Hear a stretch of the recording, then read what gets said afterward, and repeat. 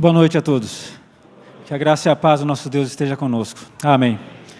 Queria dizer que para mim é uma honra, uma grande alegria estar aqui hoje. Essa igreja que é mãe das nossas igrejas do nosso presbitério e um esteio no nosso presbitério. E como o reverendo Jonas disse, eu tenho uma gratidão pessoal por essa igreja, porque aqui eu conheci a Danila, né? Aliás, não foi aqui, foi em outro local, mas ela trabalhava aqui na ocasião, era membro aqui dessa igreja. Então nós temos uma gratidão muito especial, por isso eu agradeço ao reverendo Jonas, ao conselho, pela oportunidade de estar aqui com os irmãos nessa noite. E o meu desejo é que Deus possa falar aos nossos corações, que possa de fato tocar as nossas vidas. Evangelho de Marcos, capítulo 10, do versículo 46 ao versículo 52. O texto diz assim: E foram para Jericó. Quando ele saía de Jericó, juntamente com os discípulos e numerosa multidão, Bartimeu, cego, mendigo, filho de Timeu, estava sentado à beira do caminho. E ouvindo que era Jesus, o Nazareno, pôs-se a clamar: Jesus, filho de Davi, tem compaixão de mim. E muitos o repreendiam para que se calasse, mas ele cada vez gritava mais: Filho de Davi, tem misericórdia de mim. Parou Jesus e disse: Chamai-o. Chamaram então o cego, dizendo-lhe: Tem bom ânimo, levanta-te, ele te chama. Lançando de si a capa, levantou-se de um salto e foi ter com Jesus. Perguntou-lhe Jesus: Que queres que eu te faça? Respondeu o cego: Mestre, que eu torne a ver. Então Jesus lhe disse: Vai, a tua fé te salvou. E imediatamente tornou a ver e seguia Jesus estrada afora. Vamos orar mais uma vez, pedindo a bênção de Deus. Pai Santo, nós queremos nesse momento, mais uma vez, agradecer ao Senhor, por mais um ano que o Senhor concede a esta igreja. Obrigado pela sua liderança. Obrigado, Deus bendito, por cada família que tem frequentado esse local e aqui tem ouvido a tua palavra. Pedimos a Deus nesse momento de uma maneira especial, que a tua palavra chegue aos nossos corações, que em meio a tudo que for dito aqui, cada um na sua particularidade, possa ouvir aquilo que o Senhor tem a dizer. É isso que nós suplicamos, agradecidos em nome de Jesus. Amém. Amém. No momento de aniversário, 91 anos, eu diria que nós teríamos duas coisas para tratar. Primeiro, gratidão. Quando nós completamos mais um ano, nós pensamos em gratidão. Mas também é um momento para nós fazermos, eu diria, uma reflexão sobre nós mesmos. Pensar na nossa vida, na nossa jornada. Eu quero convidar nessa noite a fazermos o segundo, uma reflexão a respeito de nós mesmos. Eu quero convidar você a partir desse texto para que nós possamos fazer isso. Uma das primeiras coisas que eu aprendi, logo depois da minha conversão, foi o significado da palavra evangelho. Eu aprendi lá na classe de catecúmenos que evangelho significava boa notícia, notícia agradável, boa nova. Aprendi que era uma expressão de origem pagã, quando o exército estava na guerra, e então o exército obtinha a vitória. Um dos soldados que estavam lá no fronte saía correndo, ia até o rei para levar a boa notícia, para levar o evangelho, que era justamente a notícia de que o exército havia conquistado a vitória. O cristianismo se apropriou dessa expressão evangelho, para descrever o conteúdo da sua mensagem. Nós usamos isso, nós pregamos o evangelho, nós ouvimos o evangelho. Mas a pergunta que nós deveríamos fazer é a seguinte: em que consiste essa mensagem do evangelho? Qual é, de fato, o seu conteúdo? Os evangelhos nos dizem que Jesus andava pelas aldeias anunciando o evangelho. Jesus ordenou aos seus discípulos que pregassem o evangelho. Os seus discípulos obedeceram isso. Nós também fazemos isso no nosso dia a dia. Mas o que de fato significa isso? Qual é o conteúdo do evangelho? Para algumas pessoas, Evangelho é anunciar a prosperidade, o sucesso, a realização. Para outros, pregar o Evangelho é anunciar a iminência do inferno, da condenação. Eu quero convidar você nessa noite para, olhando para esse texto, nós possamos de fato pensar sobre qual é o conteúdo do Evangelho, qual é o conteúdo dessa mensagem. E a partir disso, então, eu quero pensar com você sobre a igreja que nós podemos ser. A igreja que nós podemos ser. O relato que nós lemos fala do encontro de Jesus com um cego que mendigava na estrada de Jericó. Jericó era praticamente a última cidade antes da entrada em Jerusalém.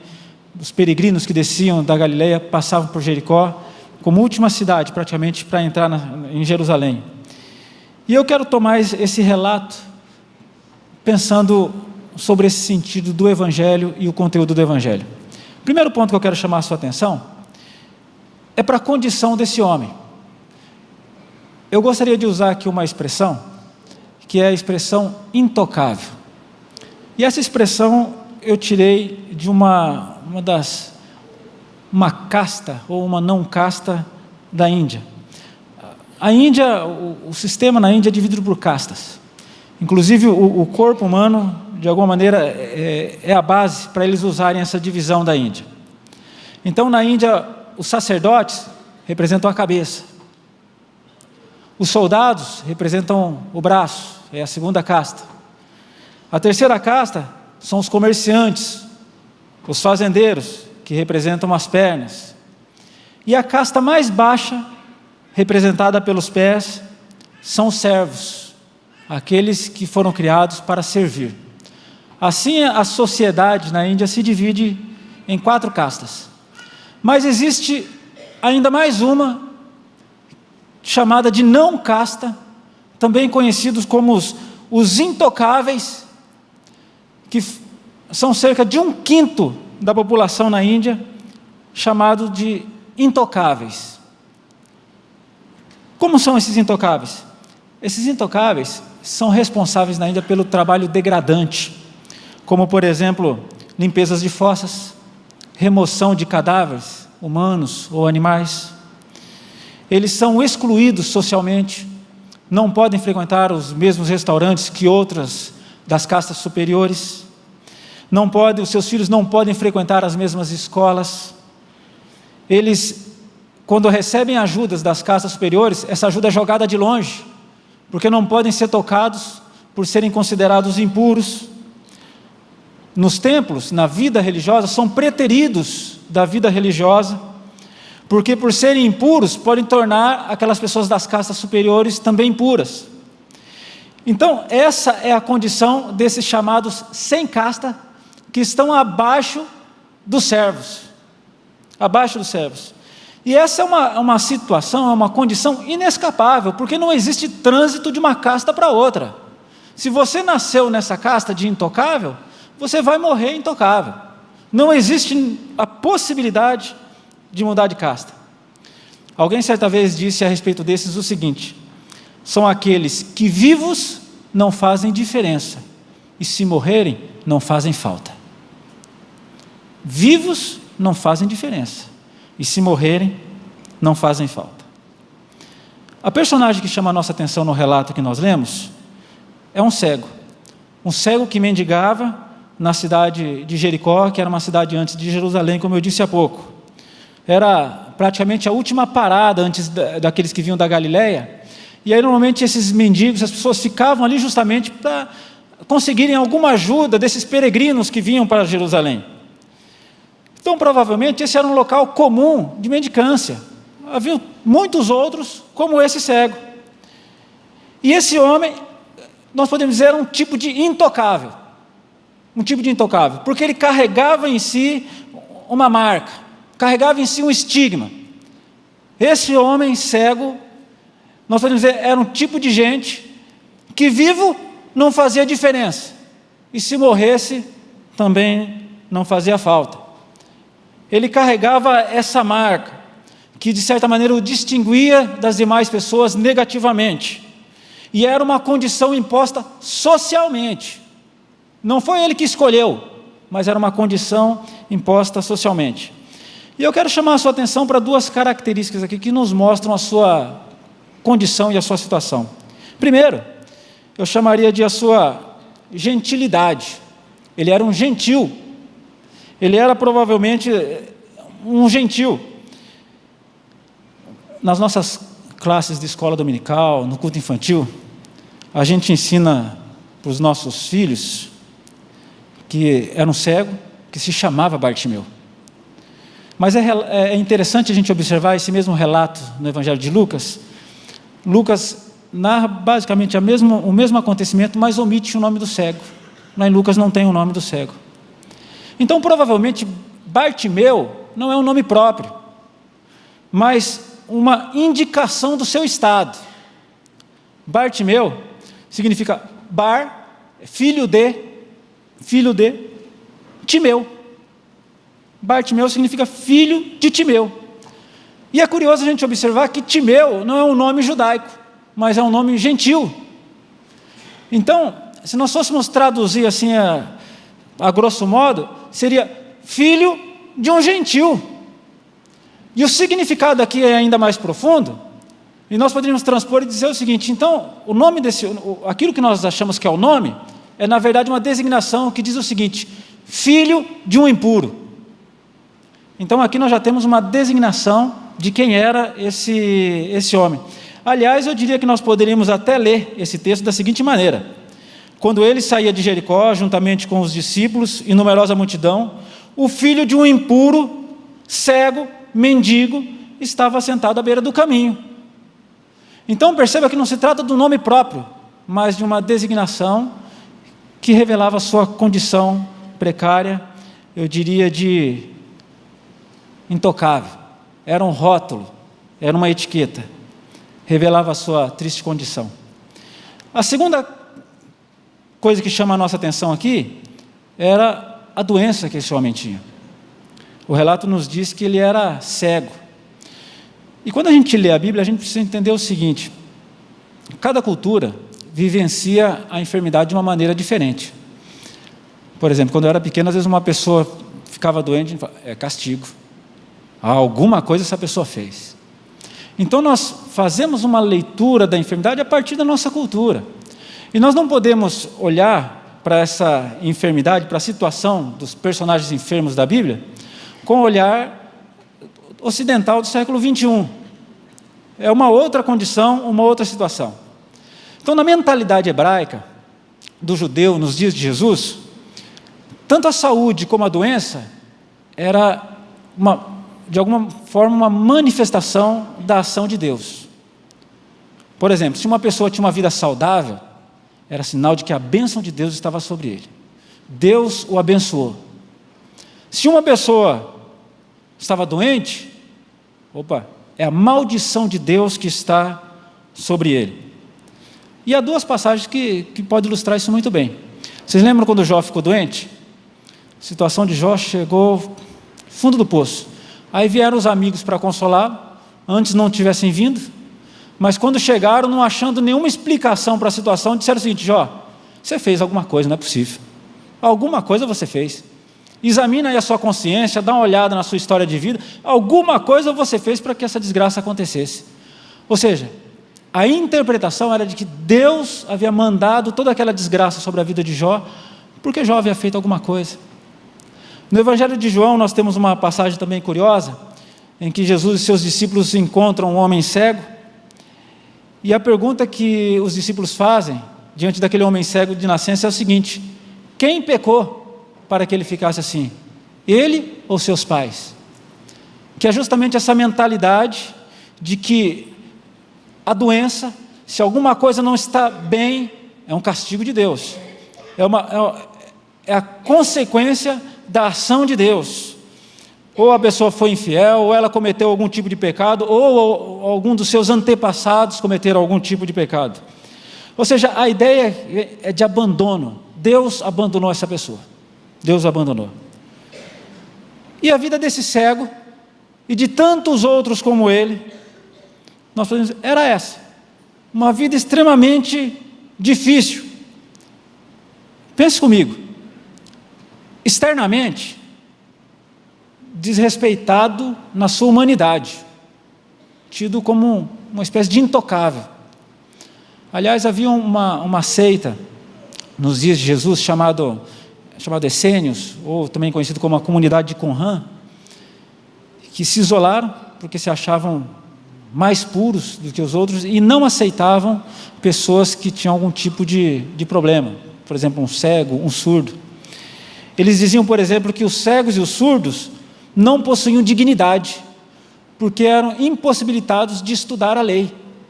Então, na comunidade de Qumran, essas pessoas não eram recebidas, não eram aceitas. Era uma facção dentro do judaísmo.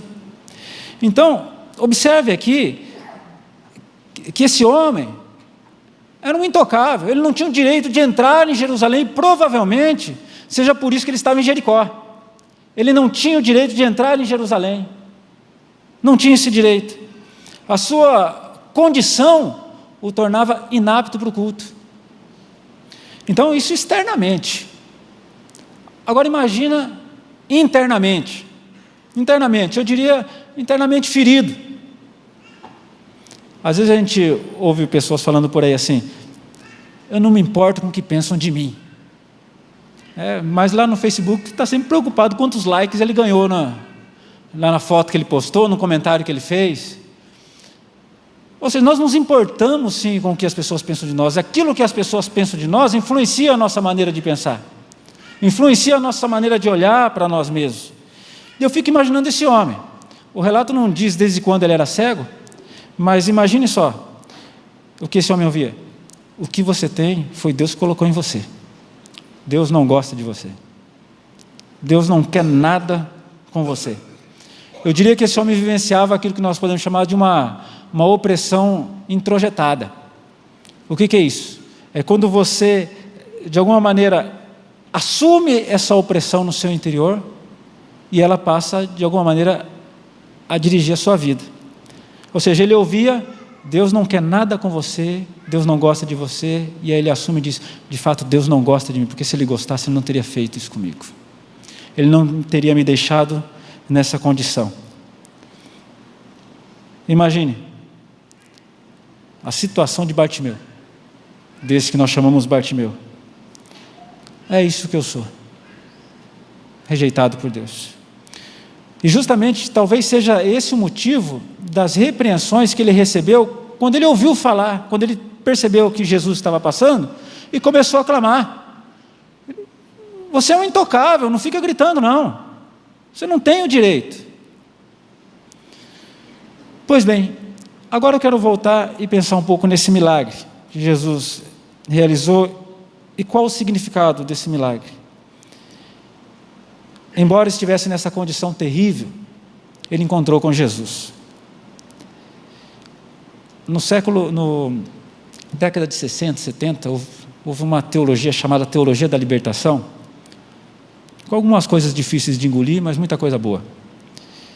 E uma das coisas que a Teologia da Libertação dizia é que Deus tinha uma preferência pelos oprimidos. Eu confesso que essa expressão, preferência, me causa um certo desconforto. Mas quando eu leio os evangelhos, eu não posso negar que Deus tinha uma quedinha pelos que sofriam. Eu não posso negar isso. Por exemplo, se você se lembrar, quando Jesus iniciou o seu ministério, lá no capítulo 4, foi dado a Jesus o livro da lei, e ele leu o seguinte: o Espírito do Senhor está sobre mim, porque me ungiu para pregar as boas novas aos pobres. Ele me enviou para proclamar a liberdade aos presos e recuperar a vista aos cegos, para libertar os oprimidos e proclamar o ano da graça do Senhor. Quando Jesus certa vez conversava com os sacerdotes e os doutores da lei, ele disse o seguinte: os publicanos e as meretrizes vos precedem no reino de Deus, vão entrar primeiro que vocês. E eu acho fantástica a parábola do grande banquete, em Lucas capítulo 14, quando O homem dá a festa e manda vir os seus convidados. Um diz: eu não posso porque eu comprei um campo, eu não posso porque eu comprei bois, eu não posso porque me casei. Ele diz então o seguinte: olha, para o seu servo, sai para as ruas, pelos becos da cidade, e traz aqui os pobres, os aleijados, os cegos e os coxos.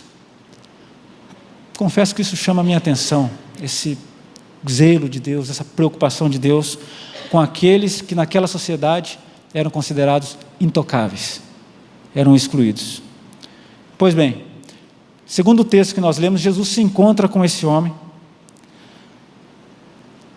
toca nesse homem, cura esse homem. E é curioso nós observarmos que essa foi, segundo o relato de Marcos, a última cura de Jesus. Depois ele entra em Jerusalém, não há mais nenhuma cura. E eu diria que há duas maneiras mais populares como nós olhamos para as curas, de maneira geral na Bíblia. A primeira delas é quando a gente olha como um acontecimento fundador. O que quer dizer como um acontecimento fundador? Assim como Jesus curou lá, então ele vai continuar curando, e aí nós temos aí essa venda de milagres nos nossos dias. Então as pessoas leem os milagres de Jesus simplesmente na ideia de que isso vai se reproduzir e continua se reproduzindo aí, na medida em que cada um sabe manipular o poder de Deus. A outra maneira é nós olharmos para as curas como aquilo que nós chamamos normalmente de credenciais, ou seja, aquilo que atribuía crédito à mensagem de Jesus e, de certa maneira, à pessoa de Jesus enquanto estava aqui. Mas eu quero chamar a sua atenção para uma terceira maneira de olhar os milagres de Jesus, de que você leia os milagres daqui para frente, levando em conta mais essa. Os milagres, nós podemos dizer, são a manifestação de uma nova realidade que invadia a realidade terrena. É a manifestação do reino de Deus que agora invade o reino terreno e toma conta desse reino terreno. Ou seja, a manifestação, os milagres, é a manifestação de que o reino de Deus chegou de maneira definitiva, foi introduzido nesse mundo e traz consigo uma nova realidade, traz consigo uma nova lógica. E qual que é essa lógica? Qual é essa nova realidade? Aqueles que até então eram rejeitados, eram intocáveis, eram excluídos da vida social e da vida religiosa, agora são acolhidos. Agora são acolhidos. Os intocáveis agora estão incluídos no reino de Deus. Assim, nós vamos dizer que as curas, mais do que simples credencial, aquilo que dava crédito à mensagem de Jesus, elas revelam a verdadeira face de Deus, desse Deus amoroso, desse Deus generoso. Observe o texto. Ao começar a clamar, o cego é repreendido. E aqui nós temos a mentalidade social, é um intocável, não tem direito. Jesus o chama, quebrando o protocolo da época, e pergunta: o que você quer que eu faça? E ele então responde: o que eu vejo. E a resposta de Jesus aqui é que chama a nossa atenção. Jesus diz assim: a tua fé te salvou. E aí quando a gente lê essa passagem, a gente fica pensando o seguinte: tem pessoas que aprenderam a usar a fé. Então esse cego aprendeu a usar a fé, por isso ele conseguiu alcançar essa cura. E a gente fica com a pulga atrás da orelha: mas como que eu faço para usar a fé? Como que eu... Nada disso. O que Jesus está fazendo aqui é reconhecendo que naquele intocável, naquele que até então era rejeitado, havia fé. Havia uma fé genuína. Pensa comigo. Se a fé é um dom de Deus, Jesus reconhece que naquele homem havia fé, uma fé genuína. Isso significa que Deus não estava longe dele, que Deus não estava longe daquele homem. Ou seja, ao reconhecer a existência de fé ali, onde a sociedade dizia que não havia, Jesus reconhece que Deus está também com aquele homem, com aquele que era rejeitado, com aquele que era intocável. E se Deus está nesse intocável, nesse cego, é porque esse intocável tem um lugar no reino dele. É porque esse intocável é amado por ele. É porque esse intocável é acolhido por ele. É porque Deus o chama. É porque Deus o chama. Eu diria que isso é boa nova. Isso é boa notícia. Isso é evangelho. Isso é evangelho. Para Deus, ninguém é intocável. Ninguém. Eu quero concluir, e depois eu vou fazer uma aplicação, pensando na igreja que nós podemos ser. Lá na nossa igreja nós temos um projeto de assistência às pessoas em situação de rua, e nós saímos uma vez por semana para entregar sopas e agasalhos. Em certa ocasião nós passamos perto de um cidadão que dormia. Nós sempre víamos ele sozinho, nunca misturado com outras pessoas, e observamos que ele não era usuário de droga, nem de bebida, provavelmente uma pessoa que se desentendeu na família e foi viver na rua. Mas certa ocasião nós chegamos e percebemos que ele estava acompanhado, que tinha uma... E aí fulano, você tem um amigo aí com você? Ele disse, é meu irmão. Meu irmão veio me visitar e vai passar a noite aqui comigo. Eu fiquei comovido com aquilo. Fiquei pensando comigo, provavelmente esse senhor brigou na casa dele, se desentendeu, resolveu não mais ir lá, voltar para casa, não mais pisar talvez dentro da casa dele. E o irmão então saiu lá da casa, foi até ele naquela noite, passou a noite com ele. Dividiram o cobertor, pegou um pouco de sopa para comer também. Eu acho que isso ilustra muito bem, espero que isso ajude a entendermos esse evangelho. É desse Deus que vem caminhar ao nosso lado. Não importa quem sejamos, mas Ele está conosco. E aí então, eu volto ao tema, a igreja que nós podemos ser. Em primeiro lugar, uma igreja que realmente acredite na boa nova do evangelho. E quando eu falo igreja, eu não falo instituição não. Eu falo cada um de nós. Cada um de nós. Porque cada um de nós conhece a rasura do coração, cada um de nós conhece as falhas, os próprios pecados, os escorregões. Há uma frase atribuída a Santo Agostinho, que ele diz assim, que no céu nós teremos 3 grandes surpresas. A primeira é ver gente que a gente achava que não estaria lá. A segunda é não ver pessoas que nós achávamos que estaria. E a terceira e maior delas é nos ver lá. Nossa, eu estou aqui. Eu aqui. Boa nova é isso. Ele me conhece e Ele me ama mesmo assim. Mesmo assim. Por quê? Porque Ele é todo amor. Tem um teólogo que eu gosto muito, chamado Andrés Torres Queiruga. Pode até soar com uma heresia, mas é bíblico. Ele diz assim, Deus é todo amor. Sabe por quê? Ele não sabe fazer outra coisa, Ele não pode fazer outra coisa, e Ele não quer fazer outra coisa, a não ser nos amar. Ele é todo amor. Por isso Deus nunca é contra nós. Nunca. Sempre do nosso lado. O Brennan Manning, o escritor do Evangelho Maltrapilho, ele fala assim, que nós deveríamos tomar isso como algo que deveria constituir a nossa identidade. Quando nós nos lembrarmos das nossas falhas, dos nossos erros, nos lembremos também, eu sou amado dele, Ele me ama. Isso deve nos ajudar na nossa jornada e na nossa caminhada. Então, que igreja nós podemos ser? Uma igreja que realmente acredite na boa notícia, desse Deus que vai ao encontro dos intocáveis. Mas também uma igreja que se torna manifestação em si dessa boa notícia.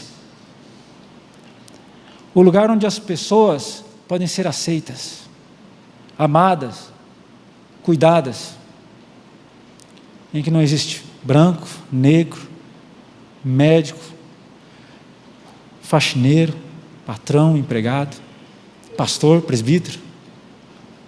A igreja onde nós nos amamos, convivemos.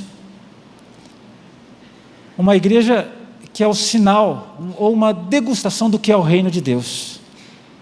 Jesus disse assim: o reino de Deus está entre vós. E a gente sai procurando onde está o reino de Deus. Se alguém perguntasse para nós assim, onde está o reino de Deus, você quer experimentar um pouquinho? É a igreja. A igreja é essa revelação antecipada daquilo que será plenamente no futuro.